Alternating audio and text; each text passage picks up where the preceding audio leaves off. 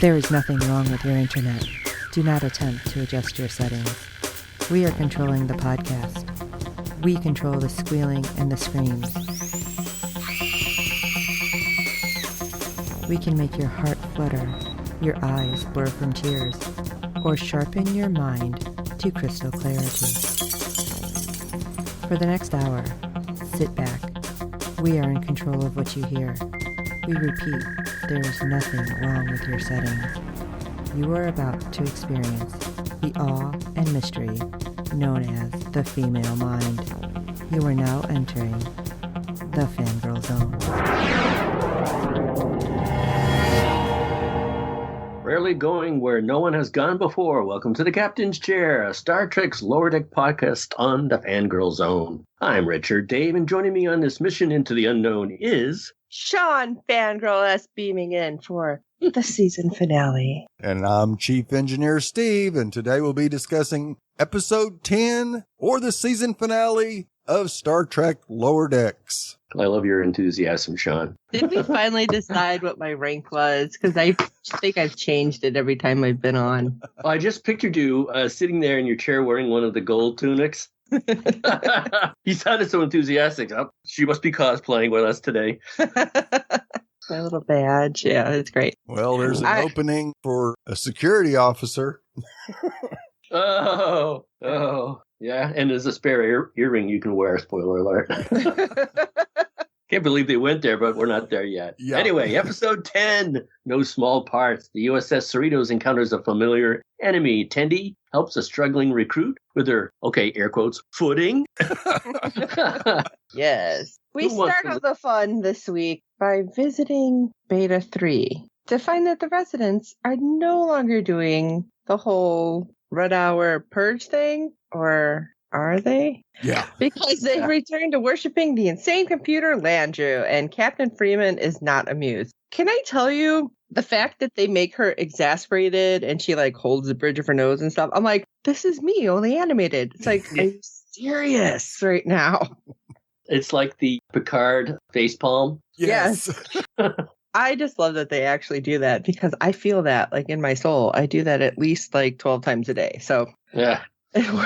Usually during work hours, but whatever. The trip back to the planet from the TOS era, which I love that was mentioned because Ransom lets that slip. A little bit of a fourth wall break there. TOS, yeah, those old scientists, they were like finding new aliens like every week. It's like, oh my God. That was so funny. I half expected them to have him like look, towards the camera, the screen.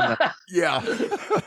Point both his fingers and wink. Yeah. A little bit of a Deadpool thing, like, Oh, apparently this is a little bit more nostalgia for those of us who don't remember these people, and I would be one of those people. But foreshadows what's to come for the rest of the episode, and possibly beyond, on. But I do have to say, too, that the character, like one of the random villagers who's like, but I just bought a new Skype. Yes. Yeah. Went to his version of Amazon. Yes, here it is. I'm like, okay, at least we're getting a little bit more. And the fact that the captain is actually interacting with the crazy Landru computer. Right. Like, don't make me paradox you. That was awesome, too. So many inside looks are breaking down the fourth wall. I like how they pick on all the rules that Star Trek sets up for itself, but always breaks. Yeah. Right? Some intervention. And I loved how they had the computer all roped off and the signs. Do not listen to the guy. Yeah. Didn't one of the signs say, like, do not worship or something? Yeah. Yes. Do not worship. Like, maybe we should listen this time. But we'll see what happens in another how many decades. So they might go back another couple generations and find that, the Red Purge Hour is still happening. Although, Steve, I'm still thinking retail purge is the thing that should happen. Yes. But anyway, unknown to Freeman, Ensign Mariner and Boimler are apparently down on the surface, handing out arts and craft supplies to kids, violating several regulations in the process. And the fact that Boimler was down there like, it's fine, And Mariner thinks it's because of her awesome tutelage. Yeah. And he's taken off his jacket and hits the comm link, which opens comms to the bridge. And, oh, Boimler, this was so not the thing to do. I mean, I get it, but you were just going on and on. And I get that he was trying to just kind of screw with Mariner. You know, it's like, because I found out your secret. She's like, oh, yeah, like, don't eat after. No. Yeah. Because he accidentally ends up telling the entire ship the secret. Oh, your mom is the captain. Your dad. Mommy kisses. I'm laughing. Give me Yeah. Captain Mommy kisses. And I'm sorry, the squishy face. And I'm like, okay, that's something you definitely do with your friend when you're teasing him about something. Yeah. So I love that they did that. It's like, oh, does she give you little Captain Mommy kisses? He purses his lips. As they're getting zipped back up. Yeah. I'm sorry, because that I was cracking up because he's standing there in front of the captain with his face all squished up, like, oh, crap. Well, that sucks for them. Yeah. But I mean, obviously, something Boimler can bounce back from eventually. Maybe. Oh yeah. We don't get to see what happens right away because in the nearby Callus system, Captain Dayton and her crew scan plasma aboard the newly minted USS Solvang. Where'd they get that name? Is that another town in California? They get some of the weirdest names. I don't know where they're pulling it. Sure, and of course, I noticed right away, like, why are they all barefoot? Yeah. Oh, yeah. And the one guy's wearing shoes. Take off those shoes. I'm like, what is happening right now? I have to admit, I leave the little protective coverings on stuff I buy new. They don't get scratched. I do. No, I gotta pull that plastic off. It's like, oh, it's like the weird, like, it's like an awesome feeling when you know. Come on, guys. You're able to do it. But yeah, it's like she freaks out and she's like, hey, don't take this up. We need this to be as new as long as possible. I'm thinking, all right, she would have never made it with a car. But I know. She should have had one of those things hanging for a new car smell on the bridge. Air just freshener. a little pine tree, like a vent. Yeah. That would have been great. Ah. And suddenly, the Solvang takes a beating before an enemy ship launches some heavy-duty clamps to hold it in place. And they decide to try to jump to warp. And I'm watching this going, that's probably a bad idea. Yeah. And I was not wrong. Because those clamps held on to the nacelles. And after surviving the disaster of Much Ado About Boimler, Dayton and her crew meet a sudden and alarming end. That was stunning. It was a great action sequence. But I do have one problem with it. Because they took a direct hit to the main engines. And they still managed to go to warp. Right. What I find funny is my husband watched this one with me, and I told the guys that he was never a really big Star Trek fan. Yeah. But he's like, how come every time they're attacked, their shields drop right away? He's like, shouldn't they have better shields by now? Yeah. Well, that captain, I don't know. You'd think she would take better care of her ship. She doesn't have the shields up or even on yellow alert, but she's got all the plastic wrapping and no shoes on the bridge. I did like the fact, too, that suddenly we're back on the Cerritos and they're like, oh, okay, I guess there's a distress call. And they mention the other ship that's around. Yeah, the Titan. I know, hint. Yeah. And it's like, no, we'll go. I bet she'll feel foolish when we save her. And I'm like, I did not catch at that point that it was the same captain from the other one. Right. The Rubidoux. So it took me until the very end. I'm like, at the time, I thought it was a cool reference. I'm like, oh, Titan, cool. Yeah. And it's like, oh, okay, it all comes together now, duh. But I was like, okay, is our captain just being like, I'm going to rub her nose in it? She hit the button by accident because she wants everything new. It's so you'd think a lot of these things would happen in the real Star Trek universe. Someone leaning on a button or something like that, or taking off their tunic and the comms are live. Right, because everything is like touchscreen there, and yeah. Although if you go back to like the original series, then who knows, phasers or bombs or something would have been going off left and right because like Riker was always sitting on panels. Yeah. Yeah, they used to use slides in the original series. They used to slide like for the transformer room, right? With like something like a mixer in a sound sound room for a Beatles recording or something. Anyway, what's that? Like, one more thing? No, I was just like, oh my! I'm just thinking about like all the stuff that would have happened. Yeah. There's a Riker sitting on stuff. I did something. Oh, well, it always happens on your phone, right? You guys do that too? Oh, yeah. You want to press something and you're something else, and then you get caught. And like, stop going back. Yes, I actually accidentally called somebody. I was scrolling to try to get to a phone number and apparently double tapped. And I'm like, and they hung up right away. And my friend called back. Did you call me? I'm like, I swear to God, I did not try to call you. I double tapped you. So annoying. And to make a lighthearted joke when they find out what happens to the Solvang or whatever it's called, like, wow. Yeah, Pretty high they stakes. didn't realize it No. when they got the notification that there was an issue. Yeah. I think we've seen it in Star Trek and Star Wars when you suddenly come out of warp or whatever they call it, transwarp speed, and you end up in a debris field, and it's never a good thing. Yeah, I know. I'd bark at it too. Yeah. Like, what? All right, let's move on to Tendy's rival. Back on the Cerritos, Rutherford tags along as Tendy become an orientation liaison for a new recruit, which is funny. Rutherford's funny. He actually damages his implants and he tries to cycle through personality algorithms to reach his normal state. First of all, it shouldn't be breaking, but I suppose it could. He feels it up like a button. Yeah.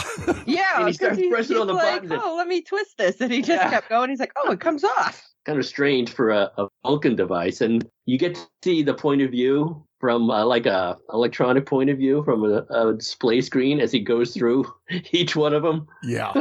And that really wasn't Vulcan.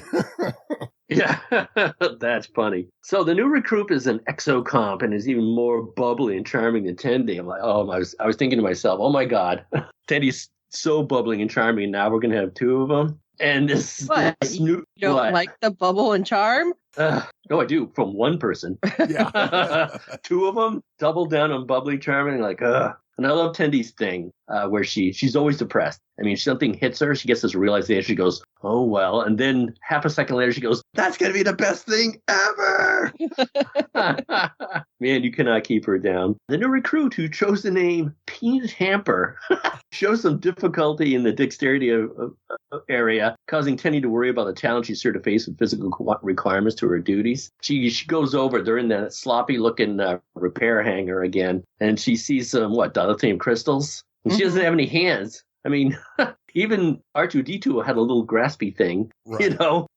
And she starts kicking them all over the place. At first, I thought she was like going to steal them. She's like accidentally rolling them on the floor, but no, she's just a klutz.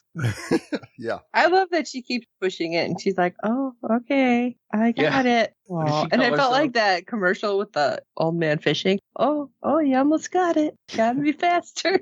What did she call herself? Like Ensign Butterfingers or Ensign Clumsy or something like that? But it turns out when they're back in the sick bay, Peanut Hamper reveals herself to be an extremely skilled surgeon. They were wondering, the doctor and Tendy were wondering, like, wow, she doesn't have any hands. How's she going to help them? All of a sudden, the little beam goes by and she fixes the guy who was lying on the bio bed. Like, wow, she does have uses. Well, she can be very precise in that way, but I mean, she's not. Neat hands. Right. She's not reaching in and holding anything. That's good thing. So go back to Freeman and Mariner, who are lamenting about the crew knowing the true nature of their relationship. Yeah, I'm glad they decided to take some private time and talk it out. Yes. And when Ransom comes in, boy, does he stick his foot in his mouth all the way down his throat. Oh, God. That was hard to watch. Yes, it was. Oh, God. That we may be revisiting that later on in the podcast. We are. Oh, it was so good, though. Stupid rant. Oh, my goodness. That reminded me of last week. Yes. What do they call it? Rear end of the ship?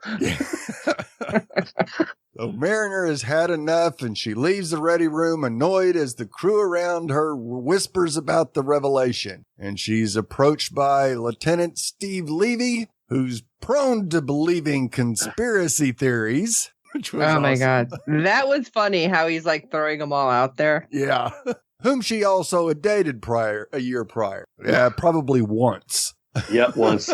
And he asked her to deliver some plans to her mom about how they can decorate the captain's yacht, and walks off. Brother. Another crew member approaches her and wants a selfie with her, much Mariner's annoyance.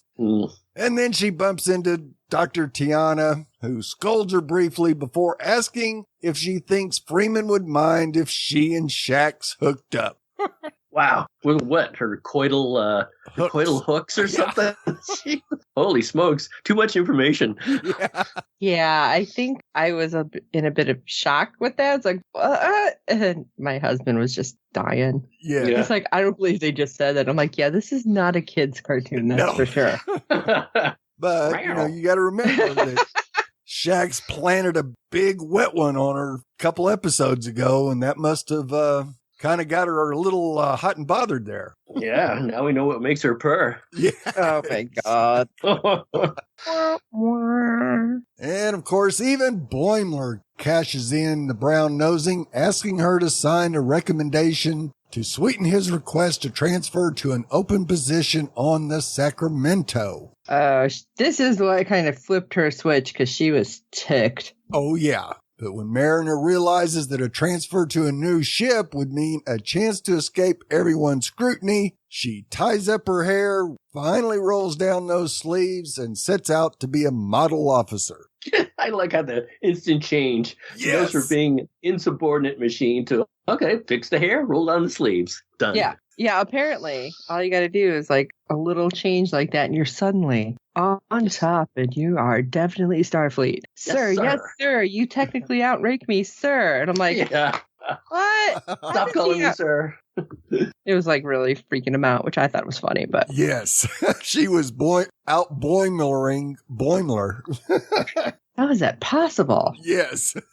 But all the drama on the Cerritos is going to be interrupted right now because of that distress signal that I discussed. And, well, the ship had been ripped apart by the Packlids, a group of lowly spacefarers who, up until now, were thought as the jokes of Starfleet. Now, I don't remember them. They were from the TNG episode where they actually kidnapped Geordi LaForge to get him to actually upgrade their technology. Okay. So I remember the one episode, I don't even remember everything about it. Like the one guy had come on and he was like this awesome, like almost like chess player. They put all the things on their fingers and he played against Data. So it's not that same alien species, right? No. Okay. That's what I was thinking. I'm like, wait, they just had like one really smart dude and the rest are like, duh, everything. No, they're all everything is Enterprise. Yeah, I know, they're so stupid. I mean, not stupid, just learning challenged. Well, it's hard to believe they have warp technology. That's what I'm like trying to figure out. How the heck if they're like this kind of dumb? I know. Did they have these dangerous, don't you think? This ship, and then they Frankenstein the ship and moved all the technology like together. So how many engineers did they steal? Because that? I feel like it had to be, because it just seems so weird. And then I'm like watching, I'm like, that ship is crazy big. And how many pieces are on there? And it was just, it's like one of those inherently dangerous to just do that. And they do it without any morality because people are dying. Right. The other thing, it's like, okay, I don't think you guys are super bright. Did you have somebody like write the program so your ship automatically just pulls it together? And computers, I guess, they steal computers too. Let them do it. Yep. I'm just wondering, like, what happens if they encountered the Borg like that? I know. I don't know who'd win that battle, the Borg or them. If they would bring the Borg intelligence down and then like, yeah. As soon as the Cerritos ends up confronting a Packwood ship when they, come into the debris field, it's like right away, why are you thinking we need to get out of here? No, it's like, what is happening? I mean, I get it because your brain is not comprehending what's happening. And then suddenly you're harpooned and it's like, quick to warp it. I love it because our captain, smart enough, wait, no. They both had a time to shine. It was Ransom that said Ray Shields. Right. Red Alert Ray Shields, and then it was Freeman that said, don't warp. So at least you get to see, it's a funny show. You get to see what they're cool under pressure, too. Mm-hmm. And it was just interesting, like everything that starts happening. It's like, okay, so we have like that first domino fall. They're there in the debris field, and then the harpoon, and it's like, Shields, don't warp. What's next? And suddenly Mariner's foray into straight-laced Starfleet officer has been quickly abandoned because her mom's like, I need some crazy stuff to happen right now. And Mariner's plan is to introduce a virus onto the Pac-led ship that'll cause a cascade effect, since they were able to quickly figure out that in order to absorb all of the computer and all the technologies from all the different races, they had to have a pretty basic system. And to execute this, we need help. And of course, we get help in the strangest way, which we'll come back to that. I just like to mention that when Mariner gets on the bridge, she goes, Mom! Yeah. My mom! I don't think I caught that. Oh, yeah. She was freaked her out. Mom! She was laying on the on the floor and had already taken a couple of blows from the attack. Yeah, bleeding. Yep. Oh, that's right. But we had like all this weird like beaming in, but not beaming in. Oh, yeah, later on. They're beaming aboard. Slowly. Yeah. Anyway, this leads us back to Tendi and the senior crew turn to Peanut for help. God, she's small enough to sneak aboard the enemy ship and introduce the virus, but she declines the mission and literally nopes out of there. Oh my God, I couldn't believe that. God, which I just did this to make my dad mad. Yeah. I'm like, who? She said she has these parting shots like, what did she say? Something like, your biology gets splattered all over the place? Yeah. Wow. This is when she would have needed like a grappling hook to be like, 2 fingers, I'm out. Yeah, I know. What a chicken. I don't know if you guys remember from the original series, there was Nomad. Right. And Nomad yes. was like a killer robot, would just float around too. And so we go from Nomad, who's basically a homicidal psychopath. That was also another reference about, don't make me we'll use reverse psychology. Steve will have a term for it later that we'll get. Thank you, Steve. But she's like Nomad, except a bigger chicken, a much bigger chicken. So Rutherford has a plan for injecting the virus using his murderous AI son, Badgie. I'm like, did anyone groan? I kind of groaned a little. Who are we going to get? Yeah. To go aboard the ship and introduce a killer virus, Badgie. I'm like, no, not Badgie. Not as Badgie. Soon as it came up, I'm like, oh my gosh, is he going to be crazy still? I like Rutherford's reaction to that. Like, so if I drop the this, are you going to try and kill me again? You have to find out. Yeah, that wasn't a no. Oh, I know. So Rutherford, having cycled back to his normal personality, he goes, yay! Accepts the mission without batting an eye, and despite Tendy's pleas, Rutherford is whisked away by Shaq, which was hilarious because he throws him over his shoulder. That's his solution. But he goes, Rutherford, somewhere along the line, he goes, I can run too. Yeah. Did you hear him say that? I love that. I got you, baby bear. Oh yeah. Like, why is he still calling him baby bear? I'm like, this is awkward. But it was super exciting when they're cutting into the ship. The Pac-Leds are cutting into the ship with lasers and stuff. They have to fight them back. And the Mariner's got all this hidden contraband weapons. All sorts of stuff is like dropping out. Oh my God. I love that with how many things were opening. How much do you have stored on my ship? Yeah. I know, she was outraged. Facing imminent death, Boimler confesses that he wasn't interested in the sack promotion, but it's the sack. But he didn't want Mariner to take it either because he'd miss his friend. Oh, yeah, right. Okay, yeah. Wait. And then I have to say too, Boimler with a foil. I'm like, oh, that's great. Yeah. He's evil. Ransom's just going to do it with his feet and fists. I know. He enjoys it so much, too. He's Ransom and Shaq just like kicking. They're like, what was that TV show that somebody used to call out karate kick and then kick somebody with a karate kick? Kung Fu Fooey or something like that. Yeah. Hong Kong Fooey. Yeah, Hong Kong Fooey. Yeah. So Shax gets Rutherford to the enemy vessel. He fights off the oncoming goons while Rutherford uploads the virus. But guess what? Evil Badgie slows it down so he can take Rutherford down with him. But the first thing I thought of when it started was like everything you try to download on your own computer, it's like cruising along until right at the end and it's stuck at 99%. Right. How many people have experienced that? Everyone? Everybody. And you're like, come on. I know. And I can't tell how many times my wife has yelled at me from downstairs. Are you done yet? 1% to go. Hold on. I thought you said 1%. So, in another stunning development, Shax rips off Rutherford's implant, disconnecting him from the ship. I was like, wow. He gets Rutherford on the shuttle and shoves the vessel out just in time for Rutherford to escape. Goodbye, baby bear. Or good luck, baby bear. But it's too late for Shax. And like, man, they raised the stakes in this episode. I was surprised. They destroyed and killed a whole crew, and now Shax. Yeah. But I love and that. I really was worried about Rutherford, too. Yeah. He rips his face off. Yeah. And that last second before it blows up, you see Shax with one of the Packlids in an arm lock, and he's going, best day ever. Yeah. Goodness, are we sure he's dead, though? To die, or? Yeah.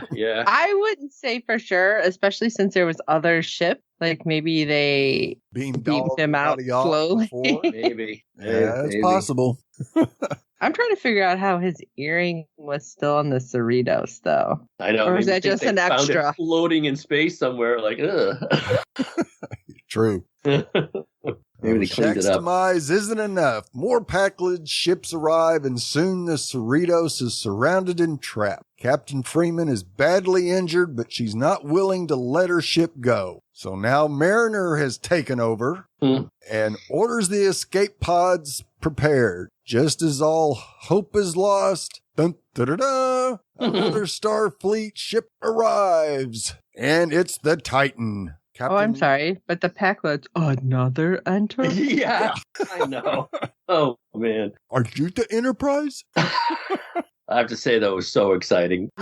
How many times have you seen him do that on the regular shows in the movies? Oh, yeah. Right? So great. It's always so great. And, of course, the Titan is captained by William T. Riker and his lovely wife, Deanna Troi, by his side. And, of course, they just kick Packard's butt all over the place, saving the Cerritos. Yay. And they all go, yay. Yeah.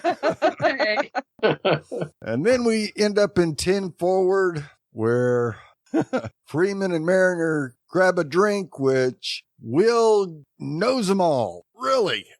Of course. No. They make Will Riker seem like a little bit of a playboy. Oh, yeah. They played that up big time. I don't know where they would have gotten that idea. I bet Frakes loved it, though. Oh, yeah. He absolutely did. And apparently he got in a whole lot more crap than we ever seen. Yeah. He's supplying Mariner with all her contraband.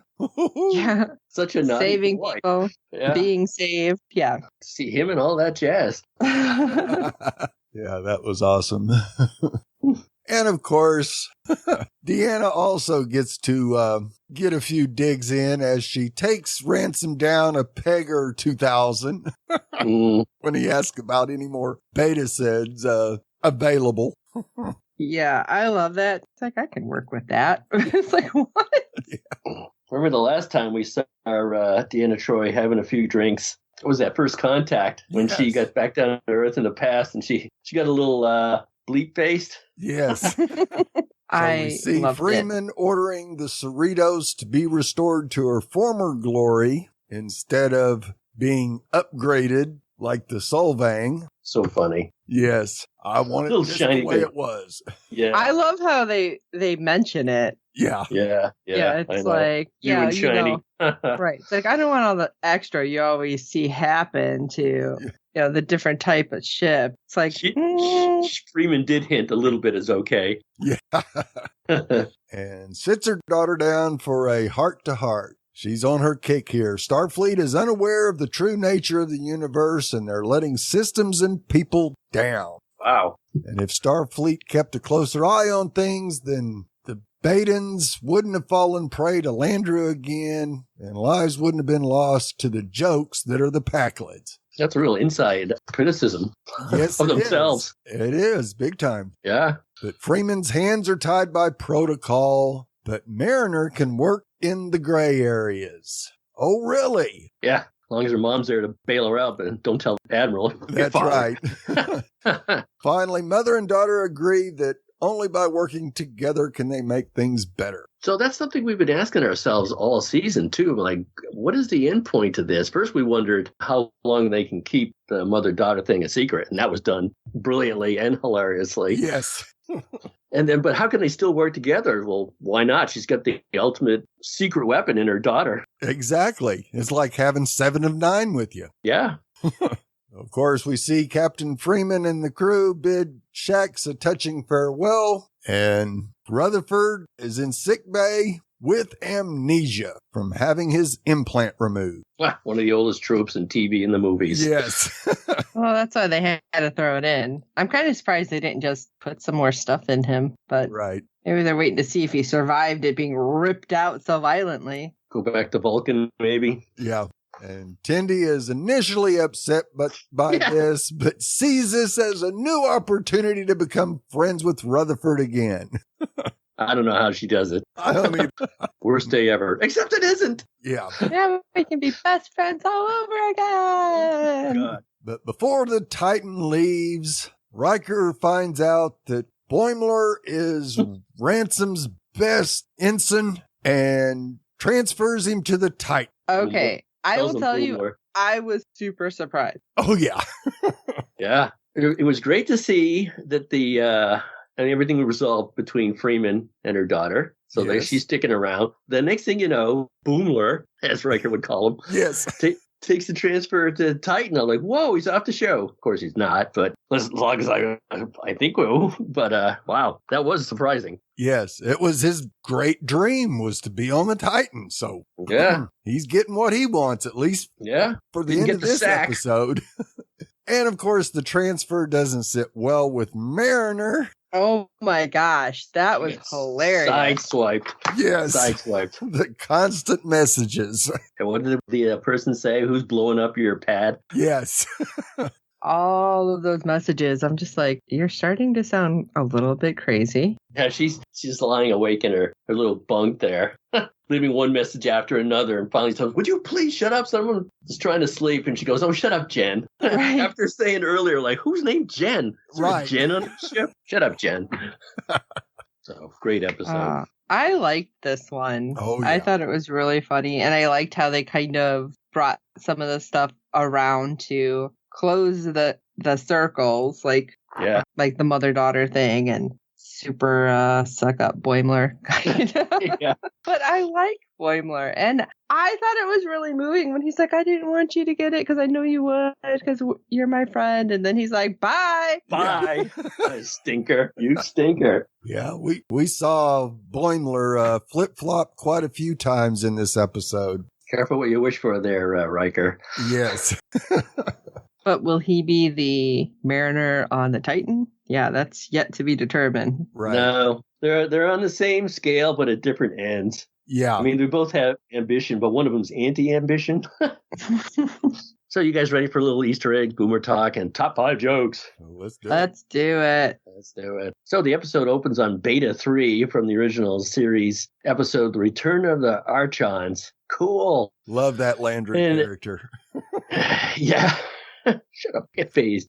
This is the first episode of the franchise to canonize the term TOS in reference to the crew from the 2260s featured in Star Trek the original series. TOS. They ripped down so many fourth walls in this episode and lampooned their own selves. It was so awesome. And showing an image of James T. Kirk and Spock based on their appearance in Star Trek the animated series. Of course they're animated. Yes. Take a look at it, the pad, and it shows them as animation instead of real people.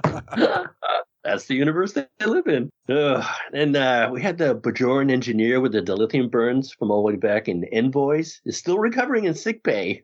We're wound up on the biobed again somehow. Maybe he's just clumsy. Yeah.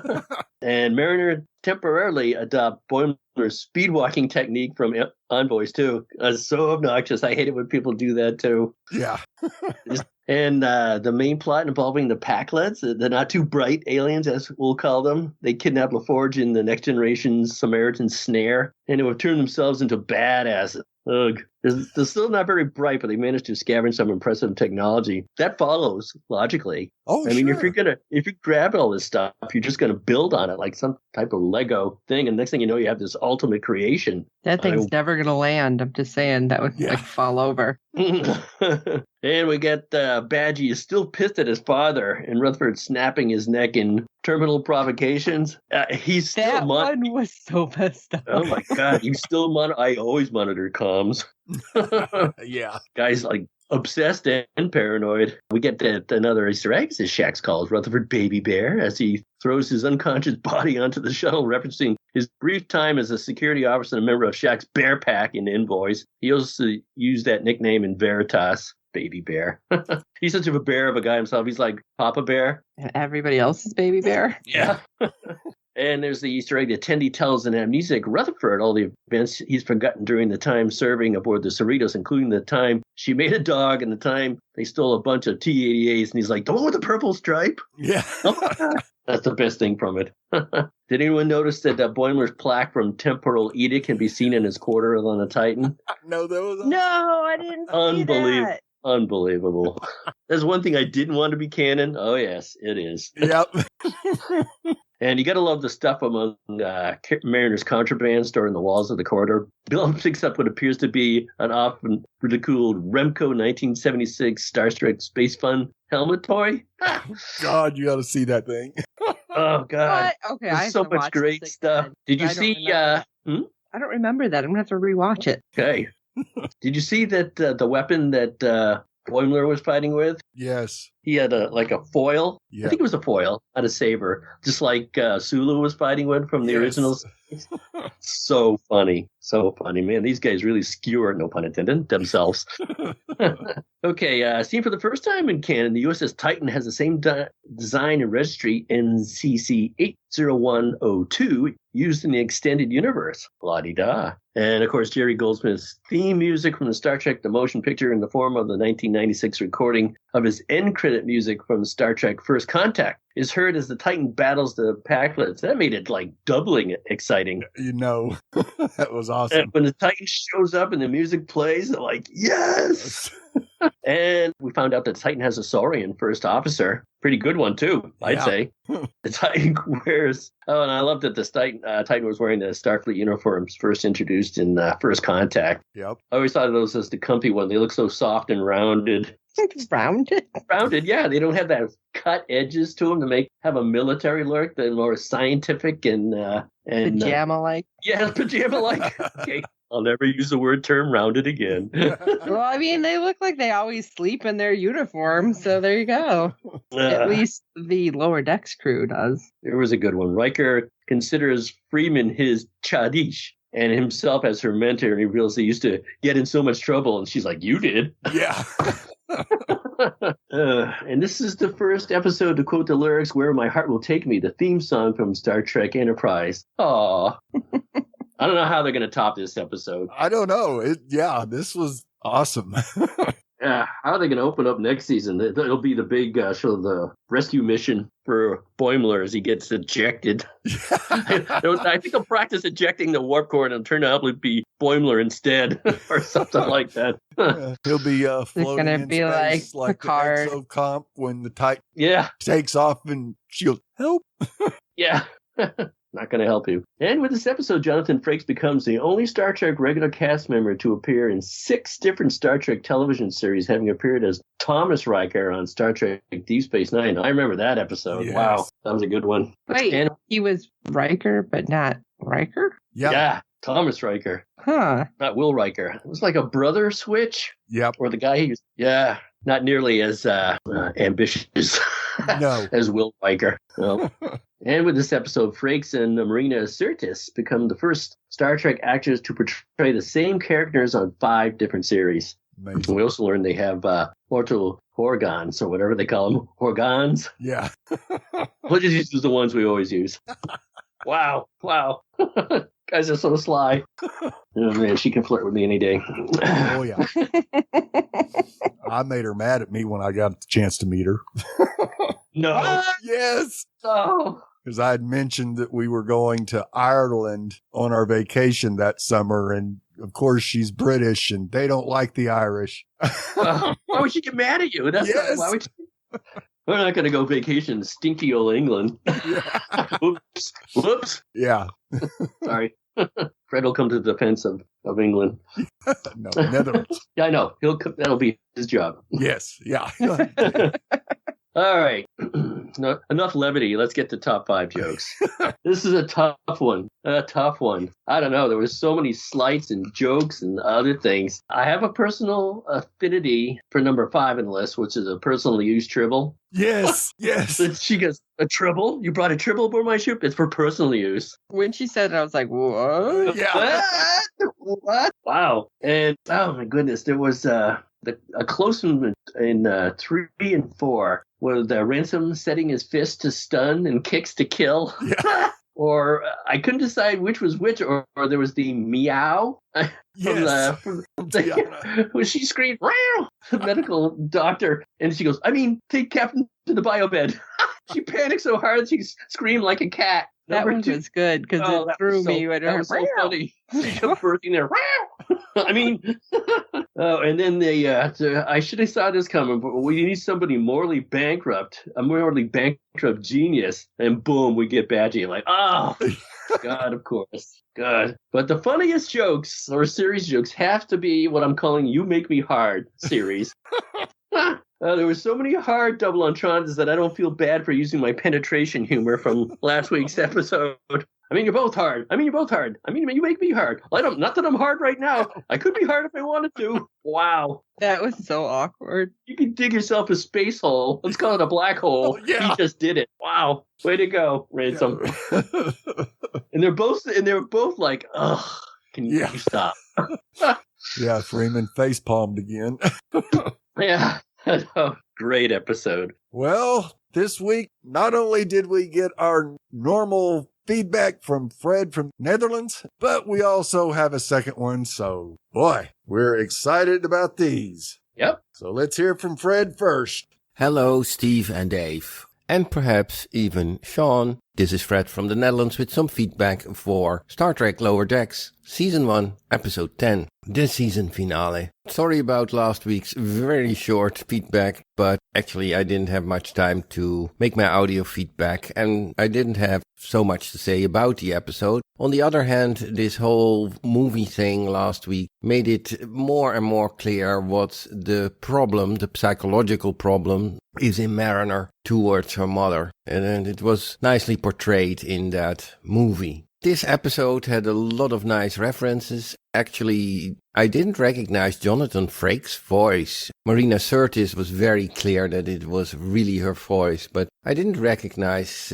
Jonathan's voice so much. So I had to see that on the credits. And I think apart from Q, this is actually the only real Star Trek actors that gave their voices to Lower Deck. And I mean that in the sense of their own characters. Or am I missing somebody? In this episode, a lot of references back to all kinds of series, of course, which is nice for the real Star Trek freaks. Fans. And I like the idea that Ensign Mariner is Captain Freeman's illegal partner to do all the things she cannot do according to protocol and to Star Trek regulations. Funniest moment was when Boimler and Mariner were talking and he was doing a kissy face about Mariner towards her mother, and then they beamed right up onto the bridge. So that was funny. My opinion about the whole series so far is that it is not so funny as some people say, but I'm probably just not a cartoon man. I never watched the animated series either. If I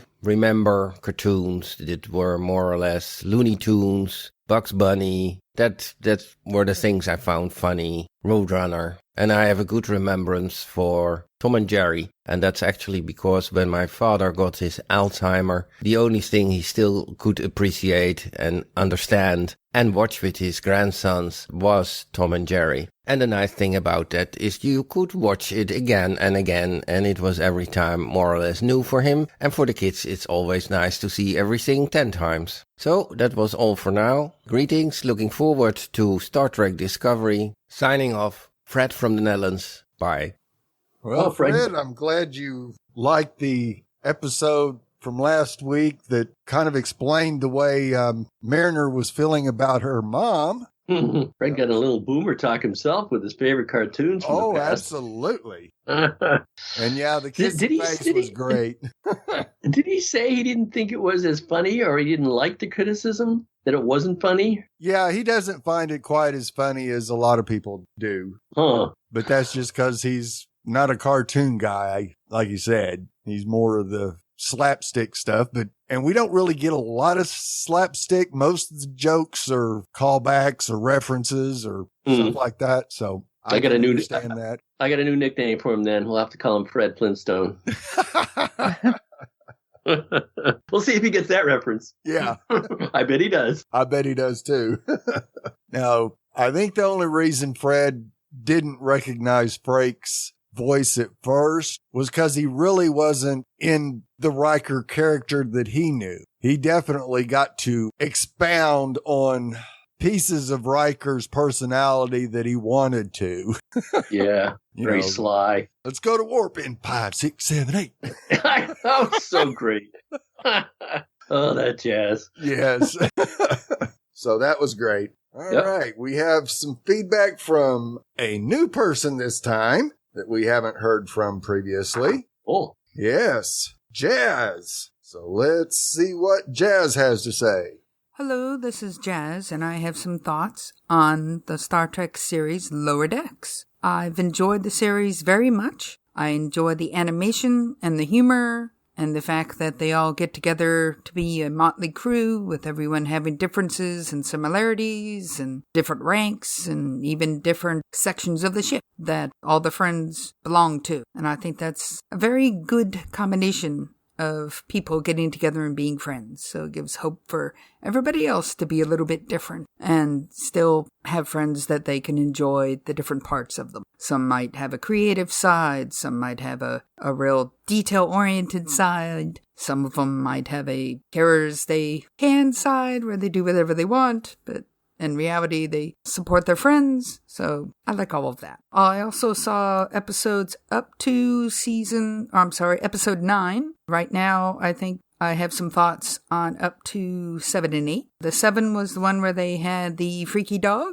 and he was cute and adorable as a golden retriever and scary as crap as a spider crawling up the wall. Not my kind of a doggy. But it turned out okay in the end, and he flew away, or she, so it turned out all right. I was glad that it had a happy ending. That also, for the most part, made me feel better about everything. That's one of the reasons why I watch the show, is to have a little bit of escapism. So I'm quite happy to have everything tied up as a bow with a few straggler thought plots off to the side that come back later, such as Mom being the captain. I remember, I don't always catch all the Easter eggs that you guys do, but I am of a certain genre or age group where I remember a lot of the old Trek and the TNG, which this is based off of, and some of the older thought processes and Trek items. I get a lot of the references. There was a Bartley reference that I thought was pretty cool. It was nice to actually have them all getting together occasionally and working well together, not always arguing. Everybody has their strong suit. Boy and Mirror might be a little